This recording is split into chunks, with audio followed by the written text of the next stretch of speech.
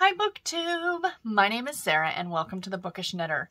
Today I am coming to you with my weekly TBR video.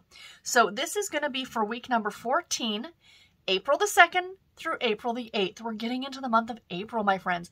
This is coming out on Friday, because I'm filming this on Wednesday. It's going to come out on Friday. So this is the final video for the month of March for 2023. So yeah, these are the books I'm going to be starting with in April, and I'm very excited.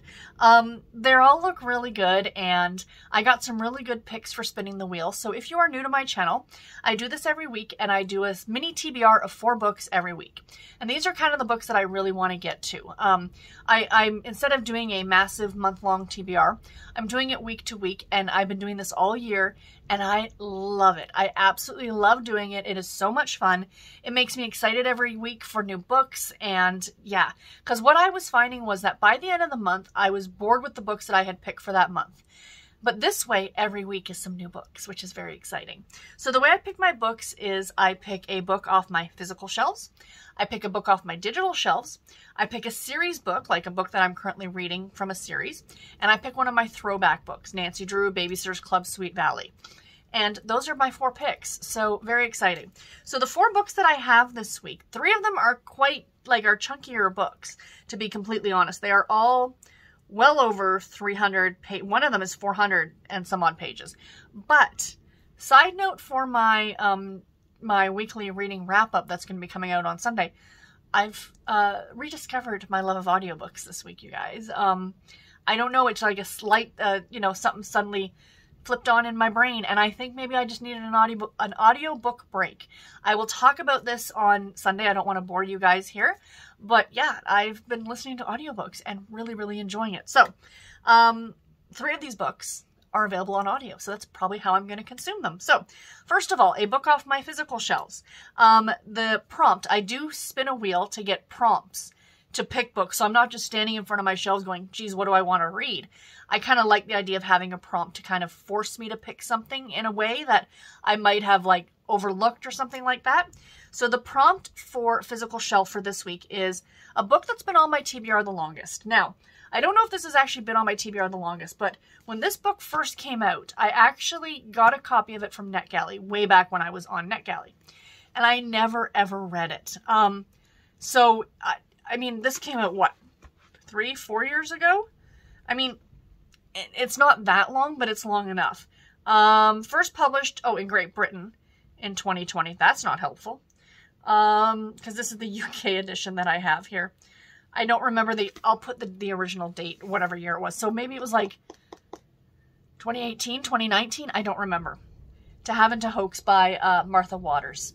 I am really looking forward to this one. I do have the UK cover because I love the UK cover. I think it's so pretty. So I did read, I bought this copy from Book Depository. But like I said, I can get it, I think, from my library on audio. So I am going to get to this one hopefully next week. I cannot wait. I haven't read a good historical novel in a while, so that'll be a lot of fun. But historical seems to be the name of the game for this week, because my second spin the wheel for my digital shelves, which are my Kindle, Kobo, or Harlequin shelves, like my digital Harlequin shelves, or once I get them all in there, I do have stuff, of course, on Audible as well.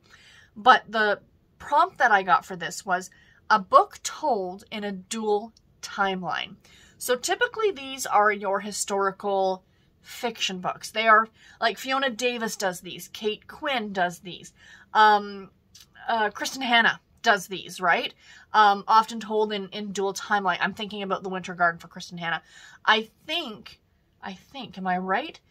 Fanny Flagg with the Last Girl Filling Station's Last Reunion, or the All-Girl Filling Station's Last Reunion. I think that was told in dual timeline, but I'm not absolutely certain. Anyway, I did a search on Google and I said books told in dual timeline, and it brought up a whole list on Goodreads, and I went through the list and found this book that I'm pretty sure I read pre-BookTube. I think I read this before I was on BookTube, or maybe right at the very beginning. I don't remember, but I want to reread it because I want to go through the whole series now.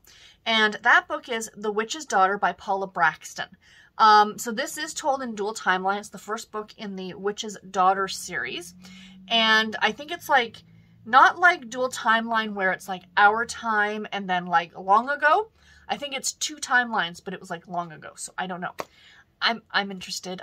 This is one of my favorite covers ever. I don't know. It's so simplistic and so witchy without showing a pointy hat and a broomstick and a black cat. I love it. I absolutely love it.